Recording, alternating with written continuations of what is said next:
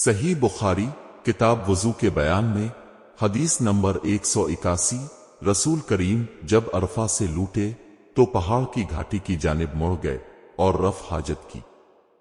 उसामा कहते हैं कि फिर अपने वजू किया और मैं आपके आज़ा पर पानी डालने लगा और आप वजू फरमाते रहे।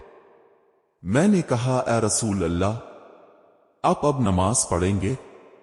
आपने फरमाया, नमाज का मकाम तुम्हारे सामने यानी मुज़दलिफा में है, वहां नमाज पढ़ी जाएगी। हदीस नंबर 182। वो एक सफर में रसूल करीम के साथ थे। वहां आप रफ हाजत के लिए तशरीफ ले गए। जब आप वापस आए, अपने वजू शुरू किया तो मुगीरा बन शोबा आपके आज़ा वजू पर पानी डालने लगे। आप वजू कर रहे थे, अपने अपने मुंह और हाथों को धोया, सर का मसह किया और मौजों पर मसह किया। हदीस नंबर 183। उन्होंने एक रात रसूल करीम की ज़ौजा मुतहिरा और अपनी खाला हजरत मैमूना रजी अल्लाह अन्हा के घर में गुजारी। वो फरमाते हैं कि मैं तकिया के अर्ज यानी गोशा की तरफ लेट गया और रसूल करीम और आपकी अहलिया ने मामूल के मुताबिक तकिया की लंबाई पर सर रखकर आराम फरमाया। रसूल अल्लाह सोते रहे और जब आधी रात हो गई इससे कुछ पहले इसके कुछ बाद अब बेदार हुए और अपने हाथों से अपनी नींद को दूर करने के लिए आंखें मिलने लगे। फिर आपने सूरत अल इमरान की आखिरी 10 आयतें पढ़े। फिर एक मशकीज़ा के पास जो छत में लटका हुआ था अब खड़े हो गए और उससे वजू किया खूब अच्छी तरह, फिर खड़े होकर नमाज पढ़ने लगे।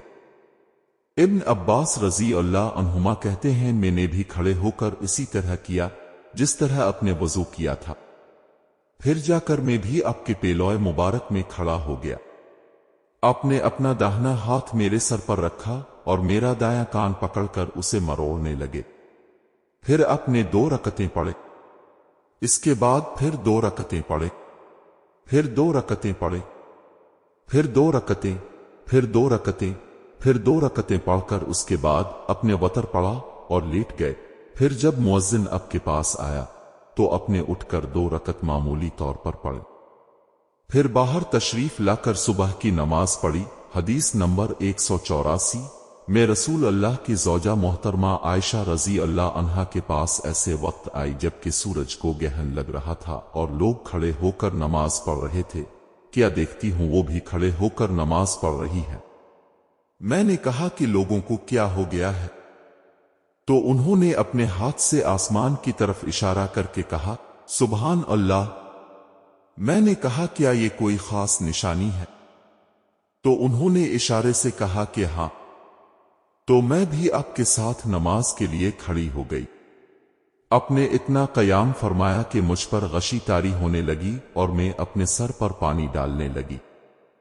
जब रसूल अल्लाह नमाज से फारिग हुए तो अपने अल्लाह की हम्दो सना बयान की और फरमाया, आज कोई चीज ऐसी नहीं रही जिसको मैंने अपनी इसी जगह ना देख लिया हो, हत्ता कि जन्नत और दोज़ख को भी देख लिया। और मुझ पर यह वही की गई है कि तुम लोगों को कब्रों में आजमाया जाएगा। दज्जाल जैसी आजमाइश है उसके करीब करीब। रावी का बयान है कि मैं नहीं जानती कि अस्मा ने कौन सा लफ्ज कहा। तुम में से हर एक के पास अल्लाह के फरिश्ते भेजे जाएंगे और उससे कहा जाएगा कि तुम्हारा इस शख्स यानी मोहम्मद के बारे में क्या ख्याल है। फिर अस्मा ने लफ्ज ईमानदार कहा या यकीन रखने वाला कहा, मुझे याद नहीं। बहरहाल वो शख्स कहेगा कि मोहम्मद अल्लाह के सच्चे रसूल हैं, वो हमारे पास निशानियां और हिदायत की रोशनी लेकर आए, हमने इसे कबूल किया, ईमान लाए और आपका इत्तिबा किया। फिर इससे कह दिया जाएगा कि तो सौजा दर हलक का तो मर्द साले है और हम जानते थे कि तो मोमिन है। और बहरहाल मुनाफिक अशक्की आदमी अस्मा ने कौन सा लफ्ज कहा मुझे याद नहीं।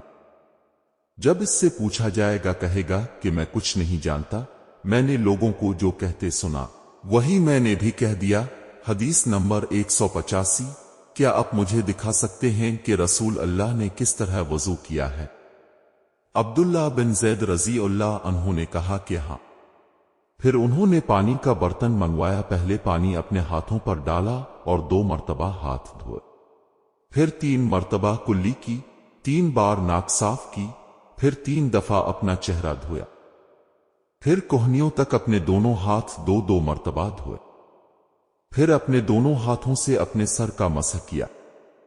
اس طور پر اپنے ہاتھ پہلے آگے لائے پھر پیچھے لے گئے۔ مسح سر کے ابتدائی حصے سے شروع کیا، پھر دونوں ہاتھ گدی تک لے جا کر وہیں واپس لائے جہاں سے مسح شروع کیا تھا، پھر اپنے پیر دھوئے۔